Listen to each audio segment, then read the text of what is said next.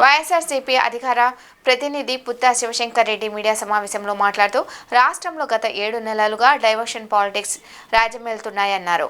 మొన్న కేబినెట్ మీటింగ్లో తల్లికి వందనం, రైతులకు ఏటా ఇస్తామన్న 20,000 రూపాయలు ఈ ఏడాది కూడా ఎగ్గొడతామని క్లారిటీగా తెలిచారు.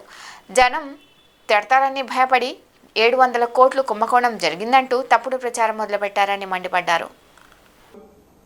వారి కుటుంబ సభ్యులు, వారి అనుచరులు దోచుకున్నారు. మొత్తం అంతా రాష్ట్రంలో భూమి ఎవ్వరి పేరుతో లేదు, మొత్తం తీసేసుకున్నారనేటువంటి ఒక కలరింగ్ ఇస్తూ నానా హంగామా చేస్తూ ఉన్నారు కొన్ని ఎల్లో మీడియా ఛానల్స్, వారికి సంబంధించినటువంటి కొన్ని పత్రికలు. అసలు ఈ రాష్ట్రంలో రెండే జరుగుతున్నాయి.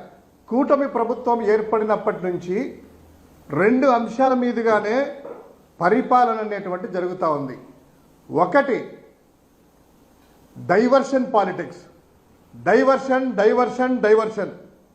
నెలకు ఒక చొప్పున ఒక టాపిక్ తీసుకోవడము, దాని చుట్టూ కథలు అల్లడము, వీళ్ళ మేనిఫెస్టోని, సూపర్ 6ని, సంక్షేమ పథకాలు ఏదైతే వాళ్ళు చెప్పినటువంటి వాటిని అమలు చేయకుండా వాళ్ళ పరిపాలనలో అరాచకాలు, అసాంఘిక శక్తులు ఇష్టారీతిలో రాజ్యం ఏలుతుంటే వాటిని అన్నీ మభ్యపుచ్చుకోవడానికి డైవర్షన్ పాలిటిక్స్.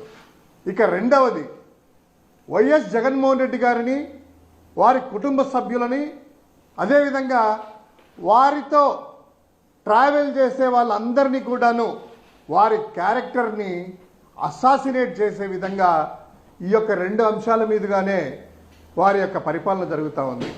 మనం చూసాం గతంలో మదనపల్లి ఫైల్స్ అని 1 నెల ఎత్తుకుంటారు, తిరుపతి లడ్డూలని ఒక ఫైల్ ఒక నెలలో, తర్వాత అదాని వ్యవహారం అని ఇంకొక నెలలో, తర్వాత ఆ విధంగా నెలకొకటి చొప్పున ఎత్తుకున్నారు. ఈ కొత్త సంవత్సరంలో మొన్న క్యాబినెట్లో క్లియర్ కట్గా తీర్మానాలు చేశారు. ఏంటివి? ఈ సంవత్సరం తల్లికి వందనం ఎగరగొడుతున్నాము, ఈ సంవత్సరం రైతుకు అన్నదాత సుఖీభావం ఎగరగొడుతున్నాము, రైతు భరోసా ఇవ్వట్లేదు అని క్లియర్ కట్గా చెప్పిన తర్వాత దాన్ని డైవర్ట్ చేయడానికి, ప్రజలందరూ కూడా దాన్ని డిస్కస్ చేయకుండా మర్చిపోవడానికి కొత్తగా ఈరోజు 700 కోట్లంట ఇబ్రహీంపట్నం ఆధారంగా ఒక కుంభకోణం జరిగిందంట. అందులో జగన్ గారంట, కుటుంబ సభ్యులంట, వైఎస్ సునీల్ గారంట వాళ్ళ తమ్ముడు కొత్తగా, వారి పిఏ కె నాగేశ్వర రెడ్డి అంట.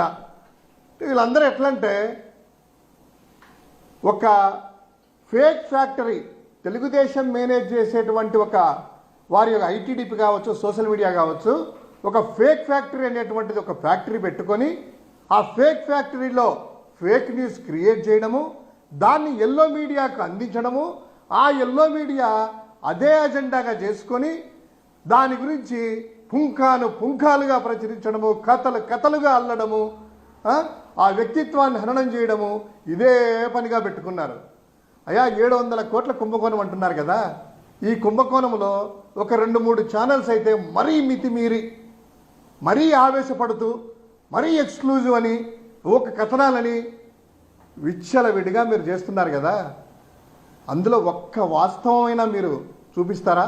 ఒక్క వాస్తవమైన దాన్ని నిరూపిస్తారా? ఒక కేఎన్ఆర్ కావచ్చు, జగన్మోహన్ రెడ్డి గారు కావచ్చు, భారతి గారంట, భారతి గారు బినామీ అంట. ఏమన్నా మనుషులేనా? కనీసం వార్త వార్చేటప్పుడు అందులో ఈ సుమంతైనా కూడా నిజం ఉందా అనేటువంటిది ఆలోచన కూడా చెయ్యరు ఆలోచన కూడా. ఎందుకంటే మీకు తెలుసు ఇది ఫేక్ న్యూస్ అని, మీకు తెలుసు ఎవరి అజెండాలో మీరు రూపొందించేసి కథనాలు పెడుతున్నారని చెప్పేటువంటిది. వాడు ఎవడో శ్రీకాంత్ అట, వాళ్ళు బెదిరించారట, ఎవడో సింగ్ అట, ఒక్కటన్నా ఉందయ్యా? ఎక్కడైనా కూడాను ఫిర్యాదుదారు వెళ్ళేసి మాకు సంబంధించిన భూమి వీళ్ళు తీసుకున్నారు, ఇదిగో మా రిజిస్ట్రేషను, పలాని పుల్లయ్యో సుబ్బయ్యో ఎల్లయ్యో వెళ్ళి ఒక ఫిర్యాదు చేస్తే, పలానోళ్ళు అని చెప్పి రిజిస్టర్ ఎంక్వైరీ చేస్తే ఆ రిజిస్ట్రార్ వచ్చేసి ఇదిగో అని చెప్తే ఒక ఆధారాలన్నా ఉండాలి కదా. ఏమీ లేదు, వేగ్గా వండి వారించడము, జనాల మీద దోయడము. దీని ఎలా ఉందంటే, నేను ఒక ఫేస్బుక్లో, అంటే వీళ్ళ సోషల్ మీడియా సంబంధించింది, దీంట్లో మళ్ళీ ఈ కథనాలు జనాలు చూస్తారో చూడరో అనే ఉద్దేశంతో తంబునేల్స్ ఏంటంటే, అందులో జబర్దస్త్ ఎవరో హీరోయిన్లను లేకపోతే నటీమణులను తీసుకురావడము, వారి ఫోటోలు కూడా ఒక్కసారి చూడండి. అంటే మామూలుగా చూడరు కదా జనాలు, ఇలాంటి ఫోటోలు పెట్టి